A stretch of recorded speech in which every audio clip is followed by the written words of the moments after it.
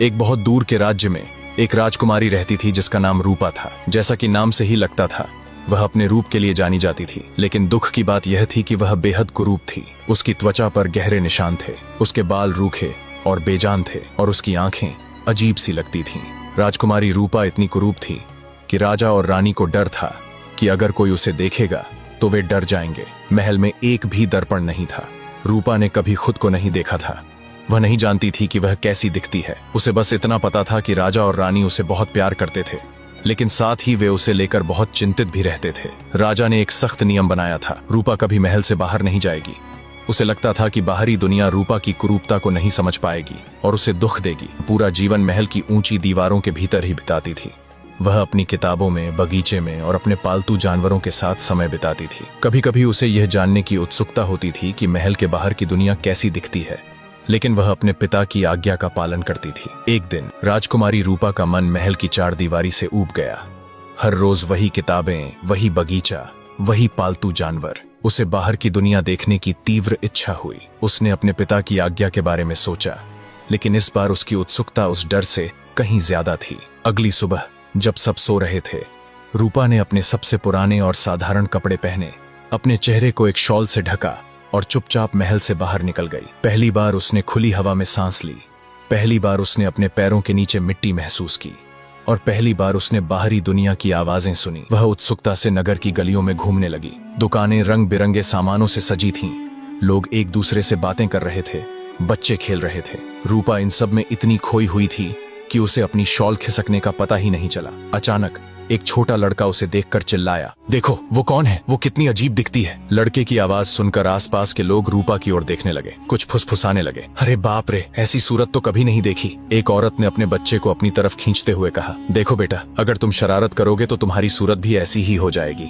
कुछ लोग तो रूपा को देखकर हंसने लगे और उसकी कुरूपता का मजाक बनाने लगे। किसी ने कहा, लगता है इसे भगवान ने बनाना ही छोड़ दिया था। तो किसी ने कहा, ऐसी सूरत लेकर भला कोई कैसे जिंदा रह सकता है। रूपा ने कभी सोचा भी नहीं था कि दुनिया इतनी क्रूर हो सकती है। उसे अपने कानों पर विश्वास नहीं हो रहा था।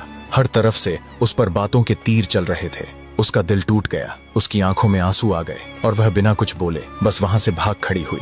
वह नहीं जानती थी कि उसे कहां जाना है, बस उस भीड़ से दूर जाना चाहती थी, उन आवाजों से दूर जाना चाहती थी जो उसके दिल को छलनी कर रही थी। रूपा लोगों के तानों से पूरी तरह टूट चुकी थी। उसका दिल छलनी हो गया था। महल वापस जाने की हिम्मत उसमें नहीं बची थी, क्योंकि उसे लगा कि अब उसे वहां भी सुरक्षित महसूस नहीं होगा जहां उसने अपनी पूरी जिंदगी बिताई थी। वह बस उस दर्द और अपमान से दूर जाना चाहती थी। भागते भागते वह एक प्राचीन मंदिर के पास पहुंची।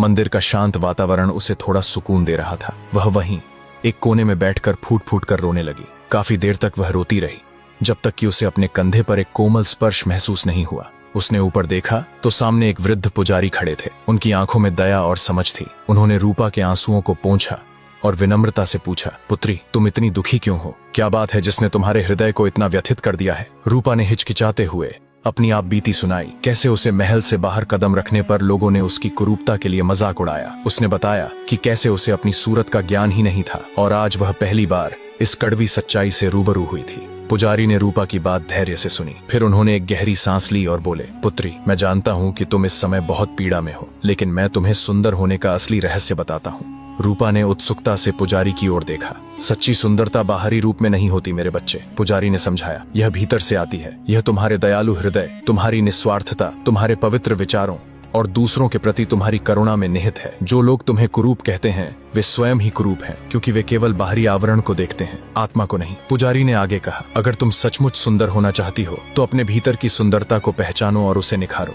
दूसरों की सेवा करो, जरूरतमंदों की मदद करो और अपने मन में प्रेम और शांति बनाए रखो। जब तुम्हारा आंतरिक प्रकाश चमकेगा तो तुम्हारी बाहरी कुरूपता मायने नहीं रखेगी, क्योंकि लोग तुम्हारे सच्चे स्वरूप को देखेंगे। पुजारी की बातें सुनकर रूपा को जैसे एक नई दिशा मिली। उसकी आंखों से आंसू तो बह रहे थे, लेकिन इस बार वे दर्द के नहीं बल्कि एक नई समझ और आशा के थे। पुजारी ने रूपा की बात पूरी होने पर उसे एक गहरी सांस लेकर गंभीरता से कहा, पुत्री, मैंने तुम्हें सच्ची सुंदरता का रहस्य बताया, लेकिन अगर तुम बाहरी रूप से भी सुंदर होना चाहती हो तो उसका भी एक मार्ग है। यहाँ से 10 कोस दूर एक घने जंगल में एक दिव्य औषधि मिलती है। उसे खाकर कोई भी व्यक्ति अत्यंत सुंदर हो जाता है।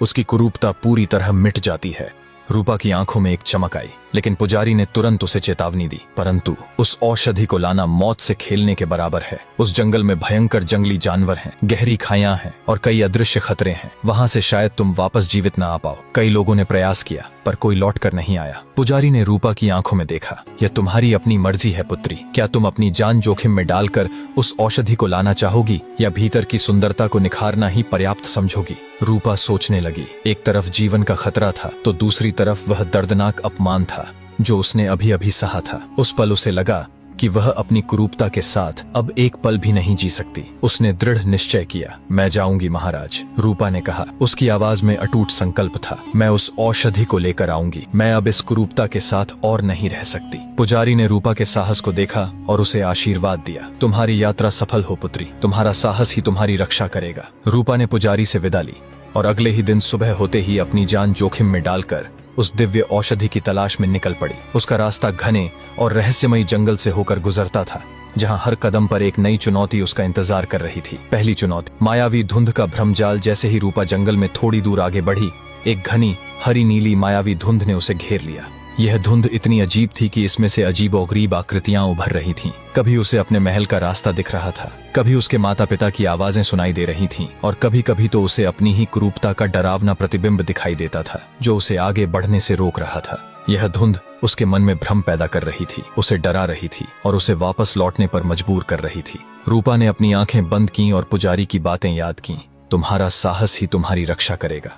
उसने अपनी सांसें गहरी की और अपने मन में दृढ़ता लाई। उसने समझा कि यह केवल एक भ्रम है। उसने अपनी आंखें खोलीं और सीधे आगे बढ़ती रही, किसी भी आकृति या आवाज पर ध्यान दिए बिना। धीरे धीरे धुंध छोटने लगी और वह इस भ्रमजाल से बाहर निकल आई। दूसरी चुनौती बोलने वाले वृक्षों की बाधा। धुंध से निकलने के बाद रूपा एक ऐसे हिस्से में पहुंची जहां के वृक्ष बातें करते थे। वे बड़े बड़े प्राचीन वृक्ष थे जिनकी जड़ें जमीन में गहराई तक फैली थीं और जिनकी शाखाएं आकाश को छूती थीं। जैसे ही रूपा उनके पास से गुजरी, वृक्षों ने उसे रोकना शुरू कर दिया। तुम कहाँ जा रही हो छोटी लड़की? एक विशाल वृक्ष ने अपनी मोटी आवाज में कहा। यह रास्ता खतरों से भरा है, वापस लौट जाओ। दूसरा वृक्ष बोला, तुम बहुत कमजोर हो, तुम इस यात्रा को पूरा नहीं कर पाओगी, यहीं आराम करो और सो जाओ। वे वृक्ष उसे डराने की कोशिश कर रहे थे, उसे अपनी यात्रा छोड़ने के लिए फुसला रहे थे। वे उसे उसके अतीत की असफलताओं और भविष्य के खतरों के बारे में याद दिला रहे थे। लेकिन रूपा अब मजबूत हो चुकी थी। उसने उनकी बातों पर ध्यान नहीं दिया। उसने उनसे कहा,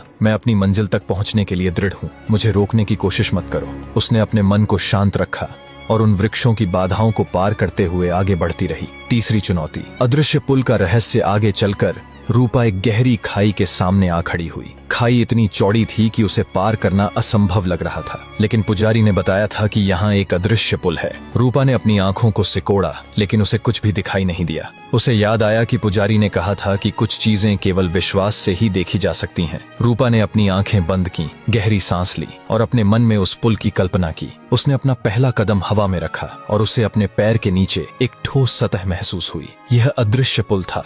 धीरे धीरे आत्मविश्वास के साथ वह कदम दर कदम उस अदृश्य पुल पर चलती रही। पुल कभी कभी हिलता था, कभी कभी उसे लगता था कि वह गिरने वाली है, लेकिन उसने अपना ध्यान केंद्रित रखा और अंततः खाई को पार कर लिया। मायावी धुंध, बात करने वाले वृक्षों और अदृश्य पुल की चुनौतियों को पार करने के बाद रूपा अपनी यात्रा पर आगे बढ़ी। वह अब और भी दृढ़ और साहसी महसूस कर रही थी। तभी उसने जंगल के भीतर से एक दर्द भरी चीख सुनी। उत्सुकता और दयालुता के कारण वह आवाज की दिशा में बढ़ी। एक बूढ़ी माँ और उसका बेटा जहाँ से आवाज आ रही थी। रूपा ने देखा कि एक बूढ़ी महिला जमीन पर बैठकर जोर जोर से रो रही थी। उसके बगल में उसका जवान बेटा पड़ा था, जिसका शरीर नीला पड़ रहा था और सांसें तेजी से चल रही थीं। पास ही एक विशाल नाग फुफकारता हुआ जमीन पर रेंग रहा था। रूपा तुरंत समझ गई कि सांप ने लड़के को काट लिया है। हालांकि रूपा को डर लग रहा था, पर पुजारी की बातें उसके मन में गूंज रही थीं। दूसरों की सेवा करो, जरूरतमंदों की मदद करो। उसने बिना सोचे समझे उस लड़के की मदद करने का फैसला किया। उसे याद आया कि उसकी दादी माँ ने उसे कुछ जड़ी बूटियों का ज्ञान दिया था जो विष उतारने में सहायक होती थीं। रूपा ने तेजी से आसपास कुछ खास पत्तियां ढूंढी, उन्हें पीसकर एक लेप बनाया और सावधानी से लड़के के सांप काटने वाले स्थान पर लगाया। उसने अपनी हथेलियों से लेप को धीरे धीरे सहलाया और पूरी एकाग्रता के साथ काम किया। कुछ ही देर में लड़के के शरीर का नीलापन कम होने लगा और उसकी सांसें सामान्य होने लगीं। धीरे धीरे लड़के ने अपनी आंखें खोलीं और अपनी माँ की ओर देखा। बूढ़ी महिला ने रूपा की ओर देखा। उसकी आंखों में कृतज्ञता के आंसू थे। पुत्री, तुमने मेरे बेटे की जान बचाई। तुम तो साक्षात देवी हो। उसने रूपा के पैर छूने की कोशिश की, लेकिन रूपा ने उसे रोक दिया। नहीं माता, यह मेरा कर्तव्य था, रूपा ने विनम्रता से कहा। एक नया साथी जब लड़का पूरी तरह से होश में आ गया तो उसने भी रूपा को धन्यवाद दिया। मेरा नाम वीर है, उसने कहा। तुमने मेरी जान बचाई है। बताओ, मैं तुम्हारी क्या मदद कर सकता हूँ? रूपा ने उसे अपनी यात्रा का उद्देश्य बताया। दिव्य औषधि की तलाश। वीर ने बिना एक पल भी सोचे कहा, मैं तुम्हारे साथ चलूंगा। इस जंगल के रास्ते मैं अच्छी तरह जानता हूँ और मैं तुम्हारी हर चुनौती में मदद करूंगा। यह मेरी ओर से तुम्हारी दयालुता का प्रतिदान होगा। रूपा ने उसकी मदद स्वीकार कर ली। उसे खुशी हुई कि अब वह इस कठिन यात्रा पर अकेली नहीं है। वीर, जो जंगल के बारे में अच्छी तरह जानता था और जो अपनी माँ के प्रति रूपा की दयालुता का ऋणी था, अब उसका विश्वसनीय साथी बन गया। रूपा और वीर साथ साथ आगे बढ़ रहे थे। उनका हौसला बढ़ा हुआ था। वीर जंगल के रास्तों से परिचित था, इसलिए उनकी यात्रा कुछ आसान हो गई थी। वे आपस में बातें करते हुए और एक दूसरे का ध्यान रखते हुए अपनी मंजिल की ओर बढ़ रहे थे। तभी एक सुनसान जगह पर उन्हें एक जादुई चुड़ैल दिखाई दी। वह एक बूढ़ी और भयानक औरत थी, जिसकी आंखें तेज चमक रही थीं और जिसके लंबे टेढ़े मेढ़े नाखून थे। उसके आसपास अजीबोगरीब जड़ी बूटियों और हड्डियों का ढेर लगा हुआ था। चुड़ैल के चेहरे पर एक दुष्ट मुस्कान थी, जो रूपा और वीर को देखते ही और गहरी हो गई। चुड़ैल ने अपनी कर्कश आवाज में कहा, हाँ, आज तो मेरा अच्छा भोजन मिलने वाला है। दो नौजवान मेरे जाल में फंसे हैं। रूपा और वीर समझ गए कि वे एक खतरनाक मुसीबत में फंस गए हैं। उन्होंने सुना था कि इस जंगल में एक जादुई चुड़ैल रहती है, जो अपने जादू से किसी भी इंसान को मारकर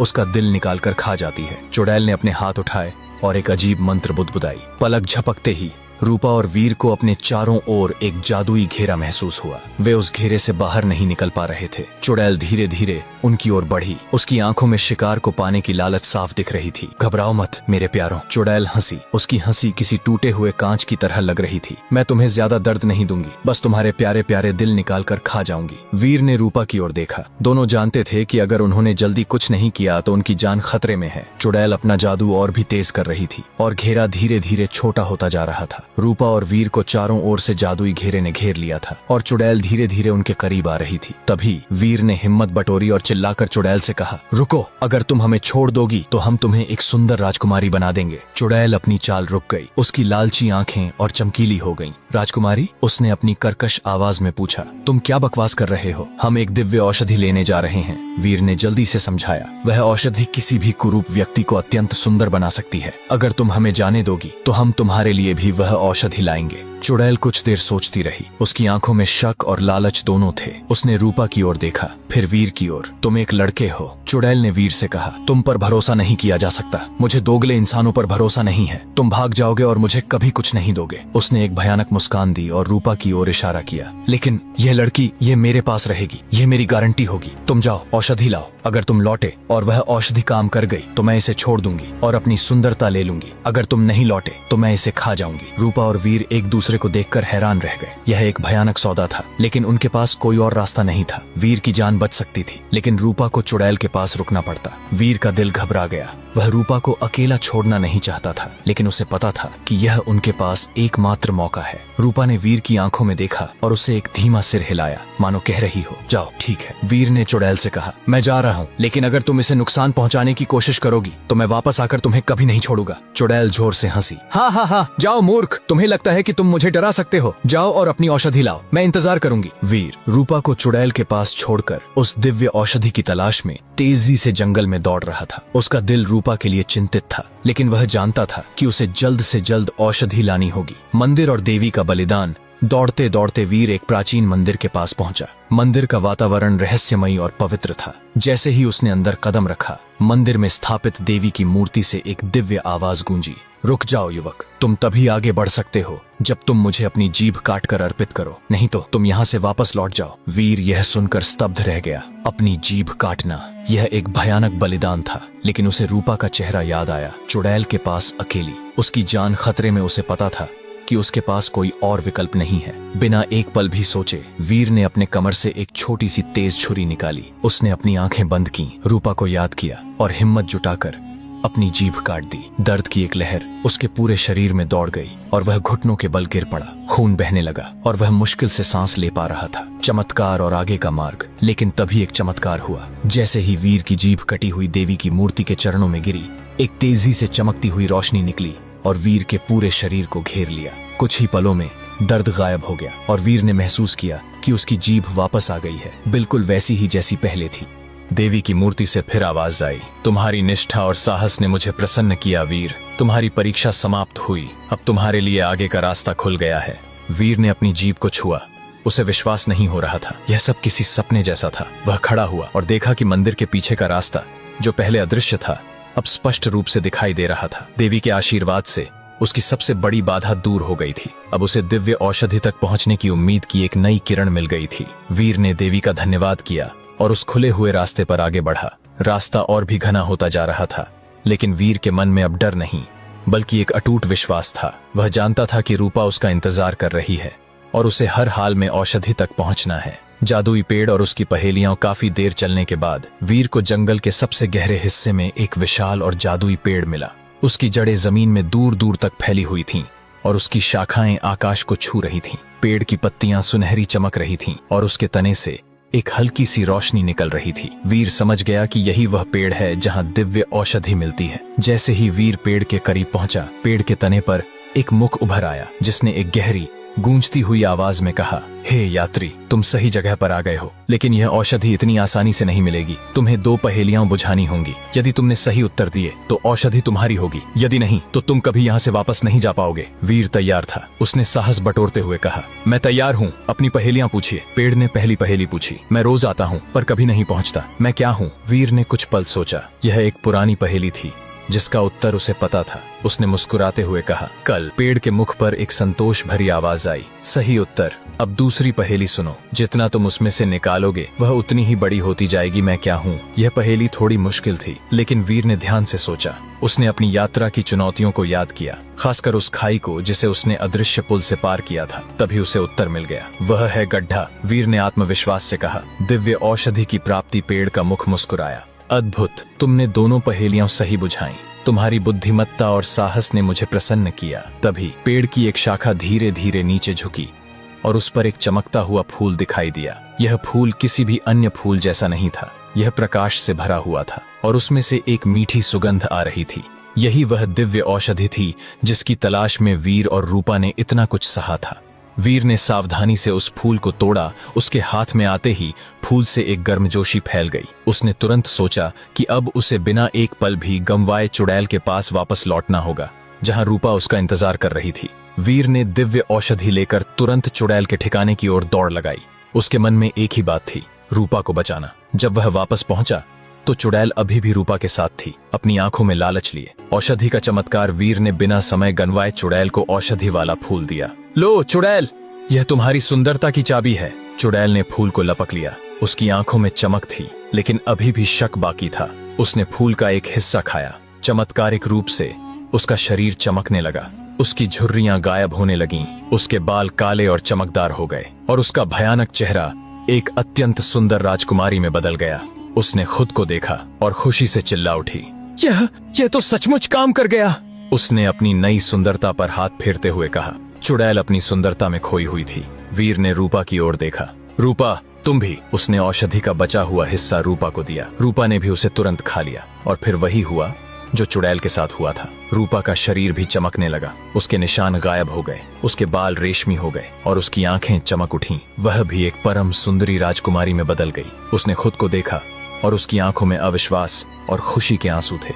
उसने कभी नहीं सोचा था कि वह इतनी सुंदर दिख सकती है। महल में वापसी और आश्चर्य। चुड़ैल, जो अब एक सुंदर राजकुमारी बन चुकी थी, अपने वादे के अनुसार रूपा को आजाद कर चुकी थी। रूपा ने वीर को गले लगा लिया। दोनों ने एक दूसरे को देखा। उनकी आंखों में प्यार और कृतज्ञता थी। चलो वीर, रूपा ने कहा, अब हमें महल लौटना चाहिए। तीनों, रूपा, वीर और वह सुंदर बनी चुड़ैल, महल की ओर चल दिए। जब वे महल के द्वार पर पहुंचे तो द्वारपाल उन्हें पहचान नहीं पाए। उन्होंने सोचा कि कोई और राजकुमारी और राजकुमार मेहमान बनकर आए हैं। जैसे ही वे अंदर गए, राजा और रानी, जो अपनी बेटी की तलाश में चिंतित थे, उन्हें देखकर स्तब्ध रह गए। उनकी कुरूप बेटी, जो महल से बाहर कदम भी नहीं रखती थी, अब एक इतनी सुंदर राजकुमारी बनकर लौट आई थी और उसके साथ एक पराक्रमी राजकुमार और एक और सुंदर राजकुमारी थी। महल में हैरानी और खुशी की लहर दौड़ गई। कोई विश्वास नहीं कर पा रहा था कि यह वही राजकुमारी रूपा है जिसे उन्होंने कभी कुरूप कहकर महल में छुपाया था। रूपा ने राजा और रानी को अपनी पूरी कहानी बताई। जंगल की यात्रा, पुजारी का ज्ञान,